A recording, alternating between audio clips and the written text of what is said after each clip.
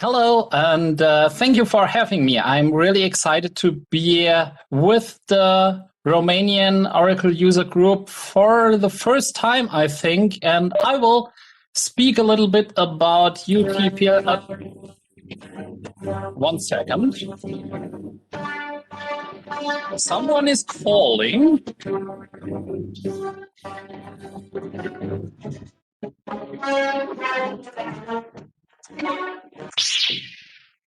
Who dares to disturb me? Oh, Lord Vader. Yeah, it's me, Darth Aura. Yeah, really bad connection. Yeah. A friend of foe system for the Death Star. Yes, of course we can do that. No, yeah. Of course, I will give this to developer Samuel immediately. Yeah, really great guy. Yeah, he does this with automated self-tests and stuff. What? Yeah, of course I'm aware that this friend of foe detection system for the Death Star is of enormous importance. We really need it ASAP. Yeah, of course, business. Yeah. No, you can trust me, my lord. We ain't got no time for stuff like automated self-tests. I will tell that Samuel guy to really focus on the essentials. No, I totally agree with you, Lord Vader. Lord Vader? Dietrich, so ein Scharfsäcker. Yeah, and with that, welcome to the Death Star and to the Imperial Army. Let me just share my screen now. And I hope you can all see it now. Okay, my name is Samuel. I'm a senior software developer at Smenso, which is a very small company in southern Germany. I'm a blogger and obviously a Star Wars fan. And I'm also a utPLSQL maintainer since 2017. And 2 years ago, in 2019, I also became an Oracle ace. And the last topic is something I decided to put in all my presentations because it's a very actual the problem and topic. I am very uncivil towards any white supremacists, their supporters and enablers, so be warned, I can be pretty uncivil.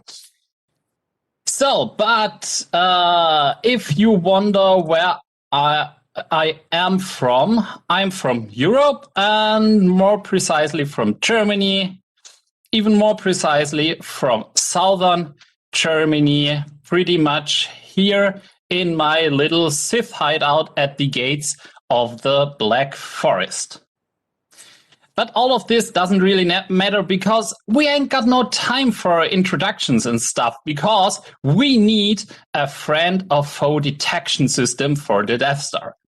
And as you might have heard, we have no time. We are really short on time and budget, and we really should concentrate just on the implementation. So we cannot invoice the creation of automated self-tests and these things. So let's really focus on just getting the job done. The really great thing about the Imperial Army is that they have a very specific idea about how a friend and a foe looks like. For example, friends look like this. One very sure sign is a red lightsaber. Red lightsabers are always used by Sith, and therefore these are friends. And the same goes with this very specific black and white armor that you might know. And the same goes for the enemies, because green and blue lightsabers are always used by Jedi, and Jedi are the enemy of the Empire, so we can be pretty sure that these folks here are enemies. And in that case, our friend of foe detection should indicate that these are enemies. In some cases, however, we cannot be really sure if somebody is a friend or foe. And in this case, our friend or foe detection system should return an indication that we don't know for sure. So, for example, it should return unknown. And with that, we don't want to lose any more time, and we want to hop right into implementing. Let's jump directly into our first demo for today.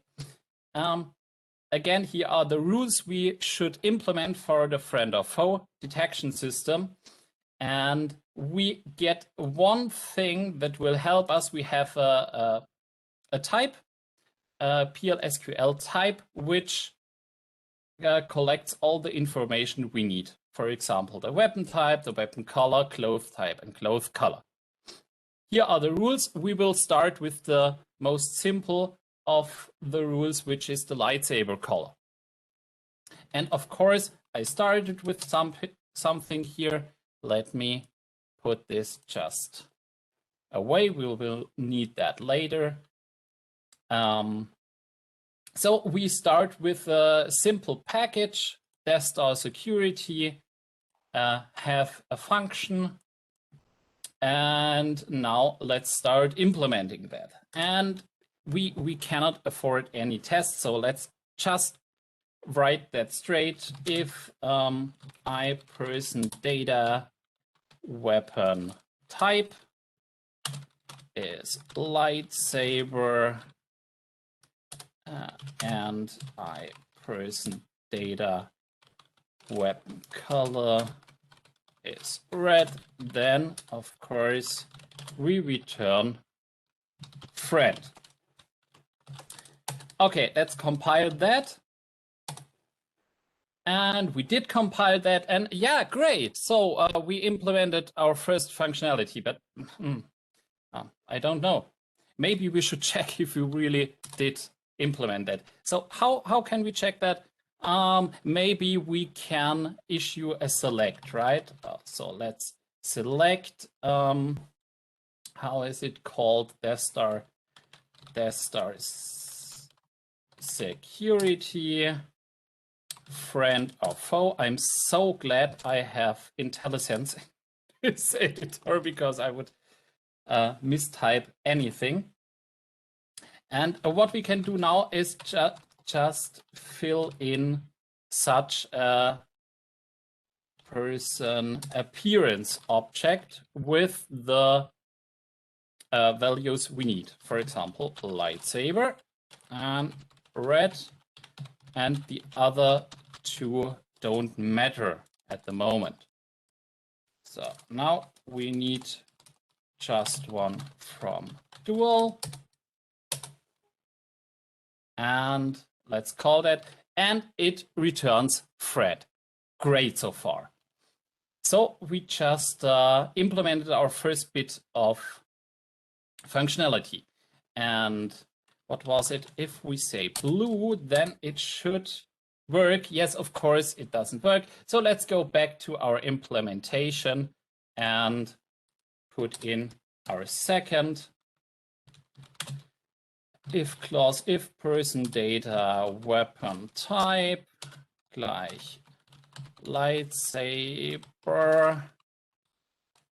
and I person data weapon color blue, then return foe. Let's implement that. And again, check. Oh, it still doesn't work. Why does it still not work? You had a typo, lightsaber. I had a typo. Good I checked, right? It's a pretty good thing to check what we implement, I guess. So, but now it will work. Yeah, okay. I don't know, but maybe that looks familiar to you. And in fact, when we code, we are constantly checking what we just coded, as you see me doing here, because otherwise, how can we be sure that what we just typed in actually works? And if we go further, we could even write all of the tests we need in this way.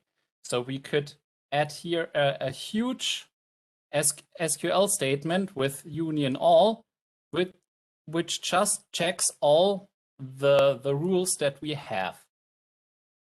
And by that, we could be sure to actually implement what is needed. And as you can see, we are not yet there because we didn't return a default, but we can do this. And if we do this, we could now call all of these tests. As you can see, I just added red lightsaber, blue lightsaber, and all the rules. And yeah, let me switch back. And that's something that always happens because we are constantly checking when implementing. And we do these checks by selecting, by maybe using a debugger, maybe we are using DBM as output, or maybe we are running some application, some client or something to check if what we implemented actually works. And this is pretty much part of our development process. So what we could do instead of watching some DBMS output or watching some select statements or the output of the select statements, what we could do is to formalize these checks a little bit and implement these checks with the help of utPLSQL. And utPLSQL is a free open source framework which is actively maintained and has many integrations nowadays. You will see one of the integrations later presented by Philip Salvisberg. And I want to show you how easy it is to write these kind of checks in a more formalized way. This is the foundation of each utPLSQL test suite. And you can see here it's a pretty normal PLSQL package, which comes with so-called annotations. Annotations are always double dash followed by a % and a keyword. And the keyword suite means that this package is a test suite. The keyword test means that the following procedure is in fact one test inside that suite. In the test body or in the test suite package body, we now can use different matchers. We first call in or fill in the expectation and the actual value, and then compare that with the help of different matchers. And the most basic and most commonly used is the toEqual matcher. And we will see that right in action soon. But there are also a range of different matchers, like to be between, or to be greater than, or to be not null, for example. To run the tests, we simply call ut.run. And for that to work, of course, utPLSQL has to be installed into the database first. You can find information about that on the website. There is a very good documentation about how to install utPLSQL. Just so far, it's best to be installed as sys because it's the most easy way, but it's also possible to install utPLSQL with a lot lower rights. So you don't need to install it as sysdba. So how would such a test look like? We would start with a package definition. Again, create or replace and give a meaningful name. I always start my test suites with a UT prefix and then add some annotation keywords. Suite and suite path. Suite path here is kind of a package name where you can group several suites into one group or a number of hierarchic groups. The procedure itself, saber means friend, would look like this. And if you remember how we checked our results before, you see we really have just one difference. The UT expect to equal instead of the select from dual. The rest is completely the same. So there is not much to change in our behavior because we tested it anyway. We just want to do it a little bit more formal. The same goes for a check for the blue lightsaber. And let's just have a look at this. So let me open my second demo. All of these files can, of course, be found on GitHub. You can download them and look at them. I tried to place some comments too. And here we can see the package specification, again with the annotations, with the keywords here. And here you can see the actual implementation of our tests. It's exactly what we just saw in the presentation, but let's compile it now so we can call our tests. To call them, we just run them with utrun, call utrun, and you see here nothing happens because of my IDE. I have to switch to this window, which actually gives me the DBMS output. And here you can see that's what just happened. UT Death Star defense, friend or foe detection, red lightsaber means friend, blue lightsaber means foe. You can also see here that it's very beneficial to have some nice naming for your tests because they will make the whole test evaluation process much more comfortable. There is also a different possibility to run our tests, especially if you don't want to dabble with DBMS output all the time. You can just select from table utrun and the same. It also works and it will return a result set with just one column with a set of varchars. So the easiest way to store your test results, by the way, would be to insert that into a table.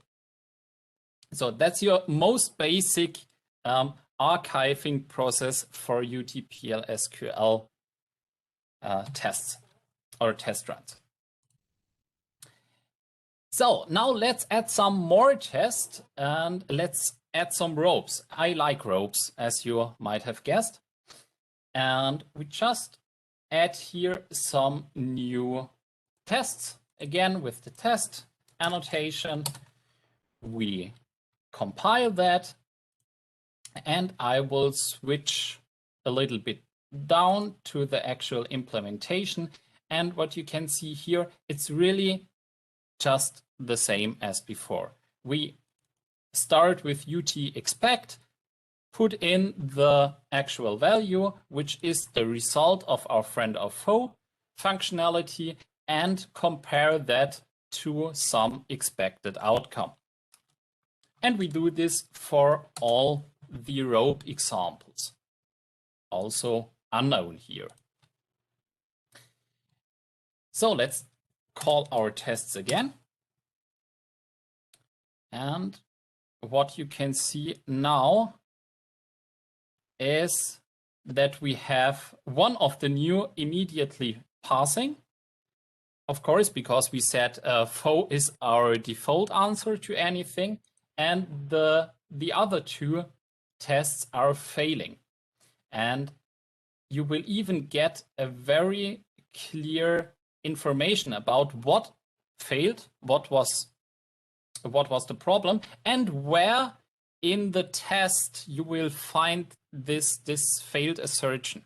So we can switch back to our test and get right to the thing that caused this failure. So let's actually implement our changes. And you can see here that I changed pretty lot. And that's one of the main advantages of this approach of more formalized checking, because I can run this without any fear of messing things up, because I know at least these things I already implemented. The lightsaber thing and the rope thing will work, or I will at least notice it if something is messed up and doesn't work anymore. If I run my tests now, I see all the tests are okay. Unfortunately, they are not green here. That's a little bit sad, but there are some possibilities you will see later in Philip's talk, where you even get that red to green experience that we testing folks are so glad about and so focused on. So, and here really, where is the difference between these two approaches? The thing is, there is not much difference at all, because we did the same. We did it just a little bit in a different way. And of course, we cannot start to say, oh, but when we select from a certain functionality, we cannot build that or we cannot invoice that, because it's part of the development process.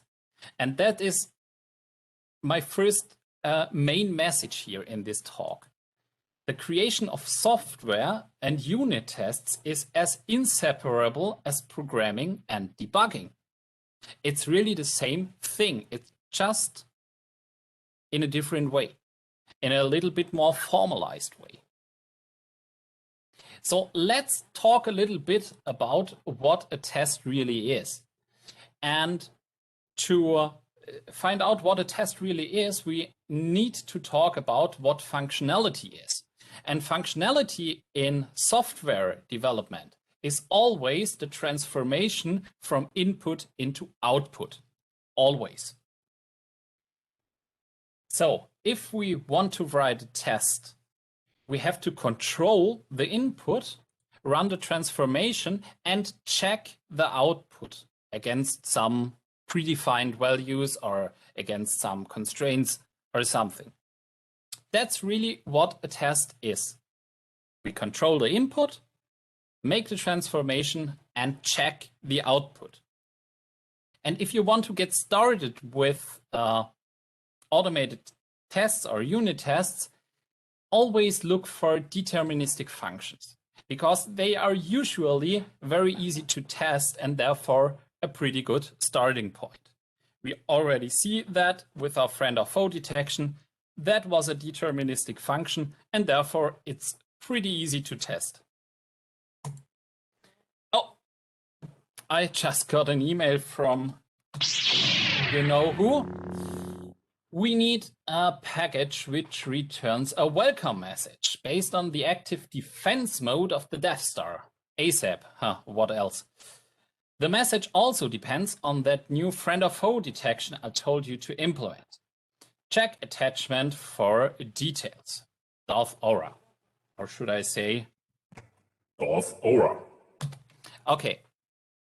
Let's have a look at these attachments, the new structure or the structure of the new welcome function should be, yeah, okay, T-person appearance, we know that.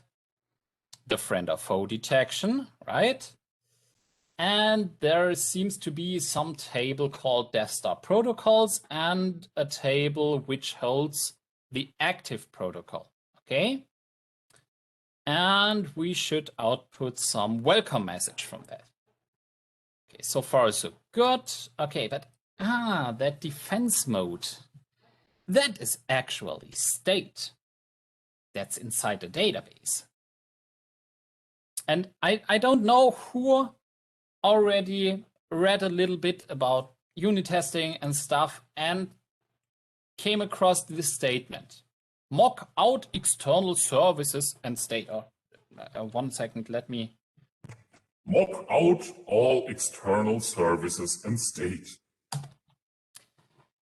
Yes, the problem with the database situation is state is everywhere. And mocking is very hard, if not to say impossible, at least in Oracle. So maybe let's just call it a day and game over. Thanks for your attention and have a nice evening. Ha, joke. Of course, there is one thing left, because controlling state in a database is relatively easy. Because a database is meant to control state and to change state. And state is really nothing else but indirect input. If we look at state, it's really just input that is not passed as parameter. It's still input. It's just a little bit different, a little bit indirect. So instead of saying mock out all state, let's say control all state. And how to do that is what we are looking into next. Controlling indirect input. How are we going to do this? We will start with a new function, our welcome function. And you can see we have here this iPersonData object, and we will return varchar 2. We have indirect input here, and we don't have just one, we have actually 2 indirect inputs. The first indirect input is the result of our friend or foe function. Because if we look at the welcome function, we don't pass the outcome of friend or foe. Instead, we pass the iPersonData object. So here we already have the first indirection. It's just more common in different languages, but it's still an indirect input. The second indirect input is protocol security active defense mode. Something we need to control so we can control which defense mode is returned. And here we see a little piece of the protocol security package, the active defense mode function, which is really just a select from 2 tables. Select from DevStar protocols, inner join DevStar protocol active. And if we are able to control these 2 tables, we are able to control the active defense mode function. And that's our goal. So let's start with a test if we are able to control this active defense mode. We would start again with a new package, utDevStar security welcome, have some annotations, and you can also see a new annotation here. Before all is an annotation which means that the following procedure will be called once for the whole test suite before all of the tests are run. Who already worked with other testing frameworks will know this. There is always some kind of this functionality, the nice thing is that you can decouple your setup code a little bit from your test code. So in our implementation of the setup protocol, we do two things. First, we add a new entry into our desktop protocols data table. And you can see one thing here. We use, that was too quick. We use a negative ID here to be sure that we don't conflict with any maybe existent data. And the second step is that we active our desktop protocol active entry to point to our actual test protocol entry. And with that, we are now able to update our fake desktop protocol and set the defense mode to whatever we want. We can then test for that or check for that by calling protocol security active defense and compare the result to the value that we just put into the desktop protocols table. Let's do this one more time to be really sure. Okay. And with that, we can be sure, okay, we can control this indirect input.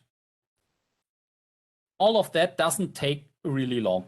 I just go slowly through the process, but that's really something you won't need a lot of time.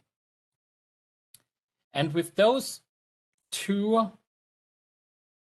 checks, we are now sure to control all of our indirect input.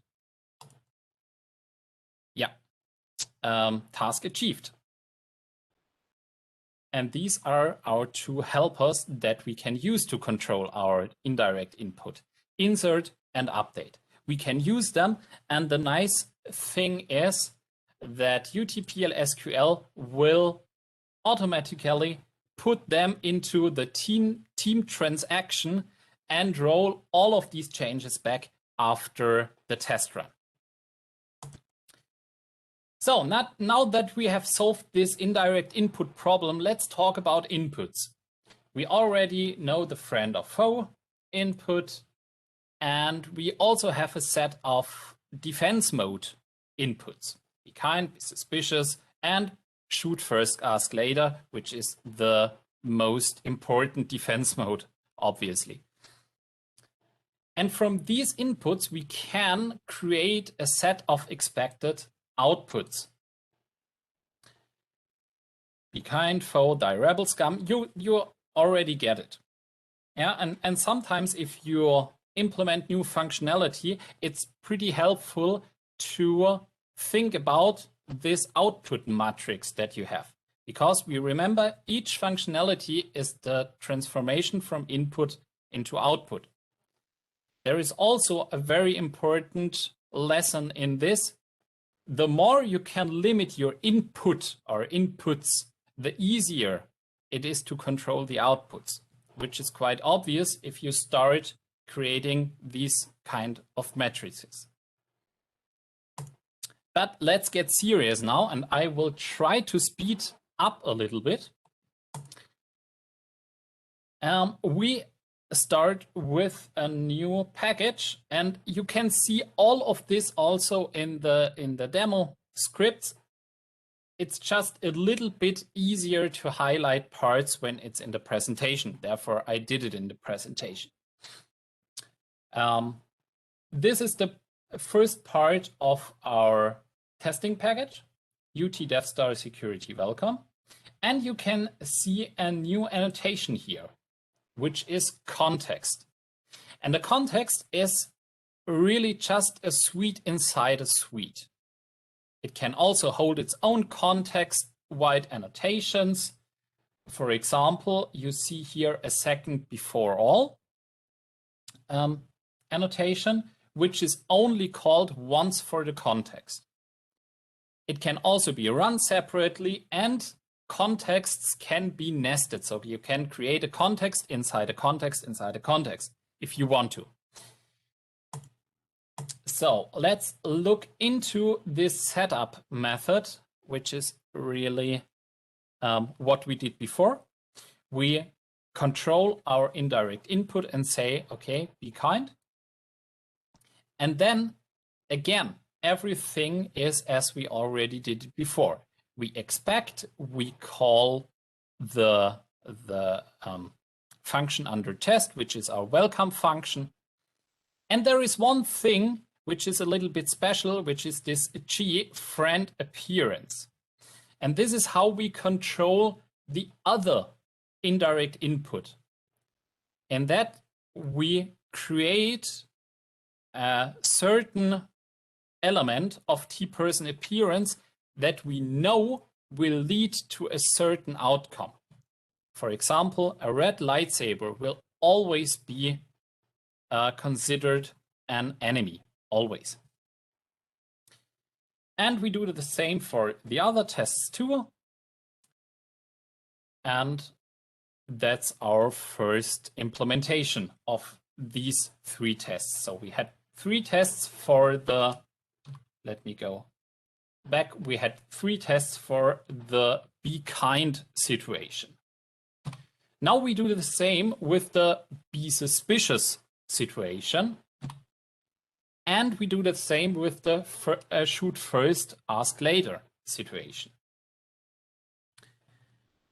And if we run that, that complete test suite now, it will give us the following output. And there is one thing you can already see from this, which is when you read that, even if you are not familiar with the implementation and with the project, you immediately get an idea about what this welcome message is about. Now, if we read here, Death Star security welcome message, when protocol, be suspicious. Friend is welcomed, foe is shouted at. Unknown is asked whether they are a Jedi. This is kind of a documentation. And you can use automated tests to document a functionality. Now that we know that, let's automate all the things, right? Maybe not. Because to write this, especially this kind of automated tests, which are so detailed and well thought out, it's pretty costly. And this is especially true if we talk about legacy projects, where we say, okay, they are maybe historically grown or something. And the pragmatic thing to do here is not to automate all the things, but to automate the right things. So let's talk about what things should be automated or which tests should be automated. And Angie Jones, Java champion and queen of testing herself, did a great talk on that topic. You can find it in the slides. And she differs into several categories that I want to briefly introduce to. And her first category is the risk, the value, the cost efficiency, and the history. And for I don't have a lot of historic data about testing runs, I will replace that with change probability. And each of these categories can be put into a matrix and give you an idea about how valuable an automated test will be. Risk has 2 questions, which is how serious is the impact of a functionality not working, and how frequently is the functionality used. If both are very high, it's very valuable to implement an automated test. The value means what new information do I get from that automated test, and how quickly would a failed test be fixed. Because let's be honest, if there is a failed test, which is never going to be fixed, let's just not write it in the first place, right? The cost efficiency means how quickly can a test be written and how easy it is to write a test. This question also holds another lesson, because if it's not easy to write a test, that says something about the architecture too. So that's some indication that you might want to change a little bit around the architecture. And the change probability, last but not least, is how often will the code change? So do you refactor often to increase code maintainability and quality? And how rarely will the functionality change? For example, our friend or foe implementation is pretty rarely to change, because red lightsaber will always mean it's a friend. But if you have some functionality that changes every day or something, maybe it's not the best idea to write an automated test for that. And with these 4 categories, you can make a pretty good assumption about whether it's worth to implement an automated test or not. One thing though, tests that are created as part of the development process, as we saw it in the beginning, they deliver a lot of their value during implementation. So if you evaluate, do I want to write a test here or not? Think about if you want to use tests as part of the development process, or if you are talking about adding tests after you implemented something. These are pretty different worlds. And this is a question that comes quite often. How do we test YAML? Because what we did so far is always we tested some deterministic select function or something, which is pretty close to what we see in different languages too. And that's something I want to show at another example.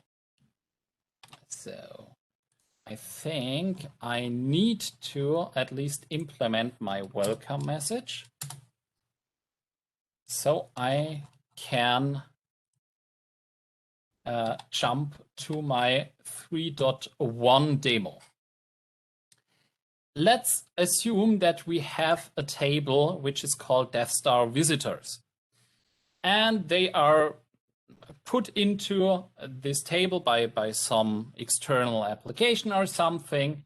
And the check time, the has access, active defense protocol, and welcome message, these 4 columns are filled by a job that runs regularly, which is called check visitors. And we want to test this functionality now,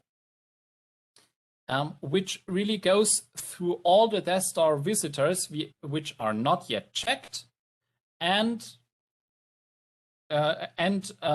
write into the table whether they have access or not. So nothing deterministic here, nothing about fancy functions. We really have a solid procedure which does some database manipulation. Let's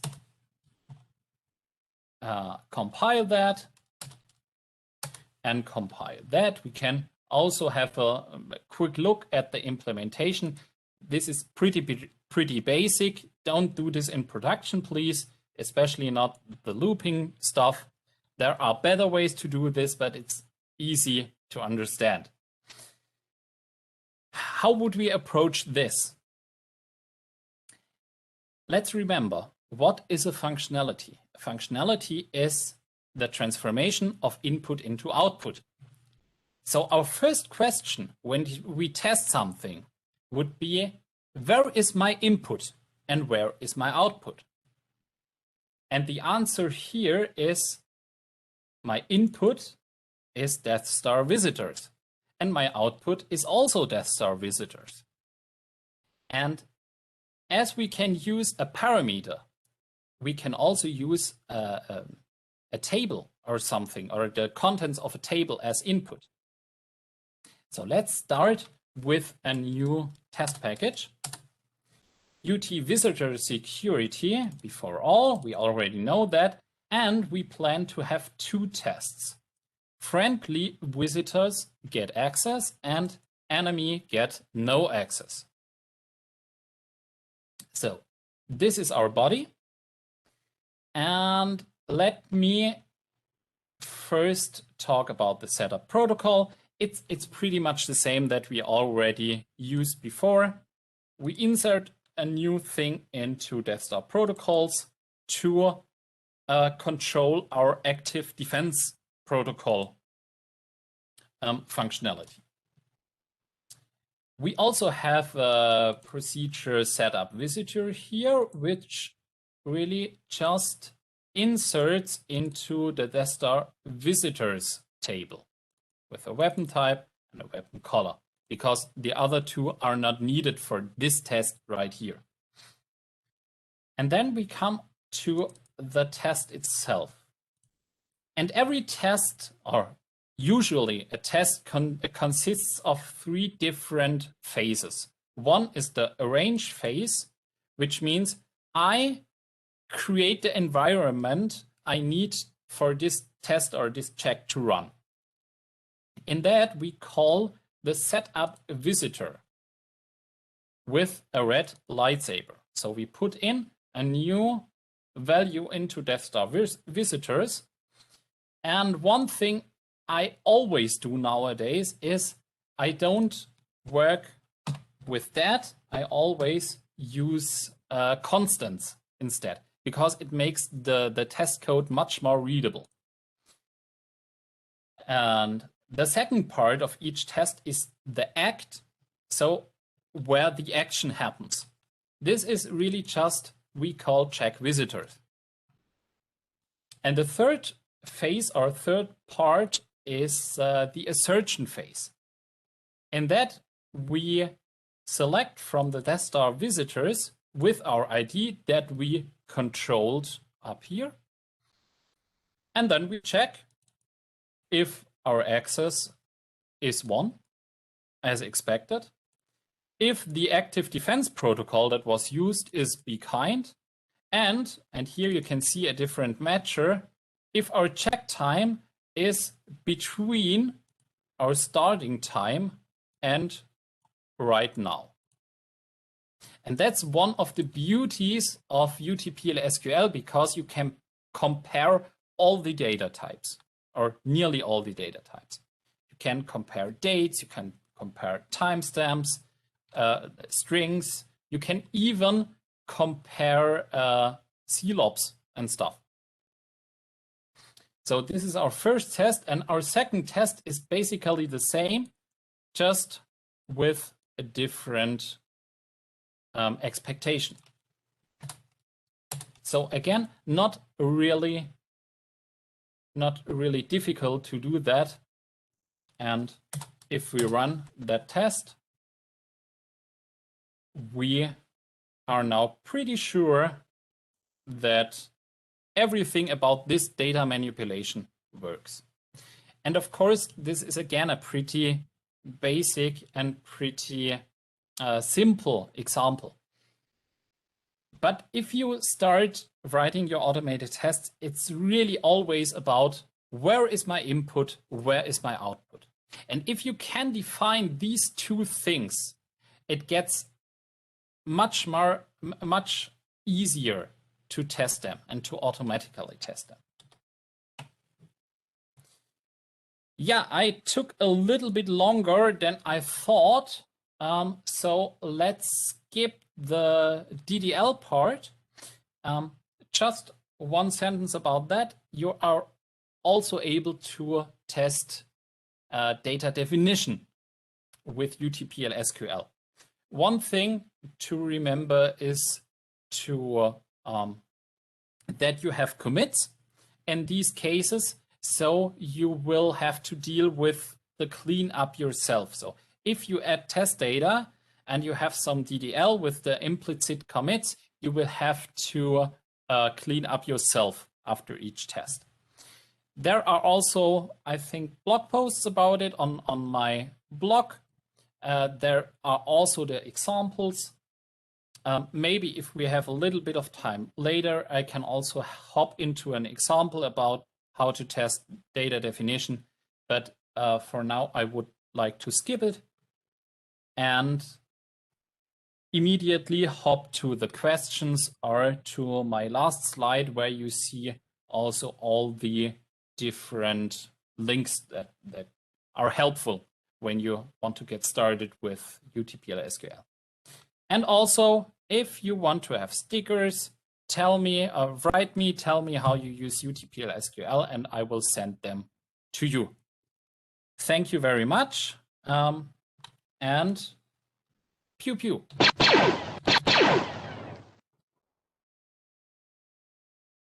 Thank you very much, Samuel. I love this kind of sound that your machine it's making. So if there are if there are questions, please ask right now. If not, if Sam has time and stay for the Philips presentation, and then after for a couple of minutes we can take the question at that moment. I don't know.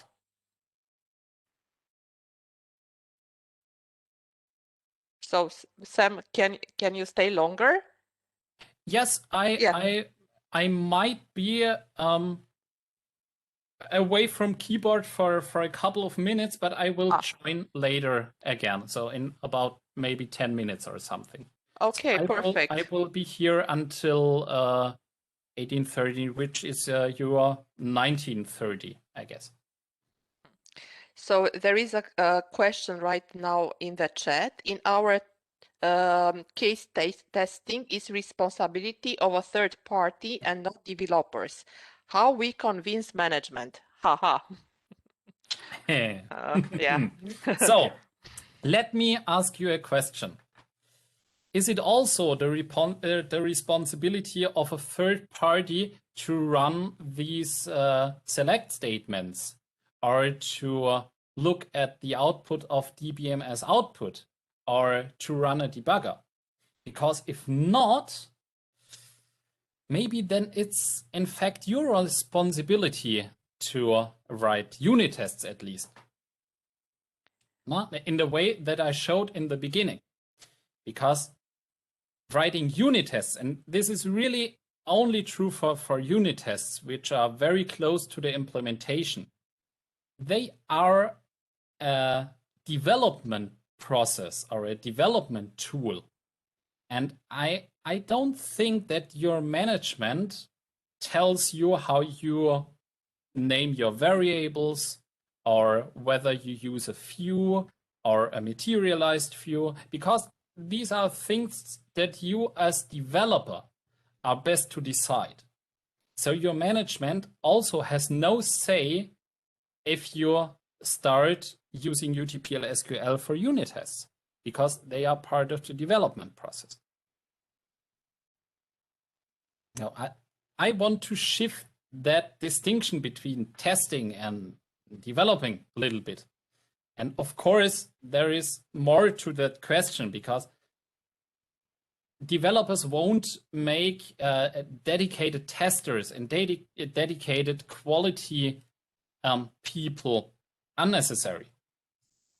So you will still have a third party which is responsibility for the final testing, for example, end-to-end testing and integration testing. Yeah, so yeah, I see it in the test, agree, but it'll increase the estimates of deliverables if the developers start testing. That's something I don't believe, honestly. The only thing that might increase the time you need is because you have to learn this new technique. So if you start using Oracle 19.1 or 21 or something, you will also need some time to learn new approaches, new tools. And it's really the same with unit testing. That's something that is part of your development budget. So yeah, they don't have to say something. So if I am asked, okay, how much more time will we need when we start unit testing? I say nothing, because maybe maybe you have a more realistic estimation then. Maybe, because usually if you do it in a different way, you skip on quality. But it's mainly a learning process. Okay, the next message. But isn't informal testing part of your development? If you provide a solution, you will not know if the solution is viable without having it tested.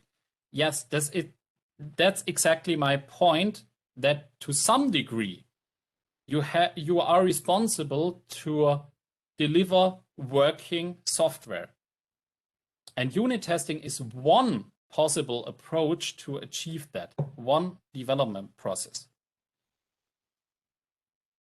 The code for UT is part of the deliverable code that goes into production. No, we usually don't recommend that, because it creates a dependency. And usually you don't want to have dependencies, or you want as less dependencies as possible. And another question is, just tell me if I didn't answer a question to full extent. I try to, but from my point of view, your explanation it's enough. Answer please this question, and then we give it the floor to Philip, and then we continue the discussion at the end. Yes, maybe Philip can also join the discussion then, because he also has very valuable input.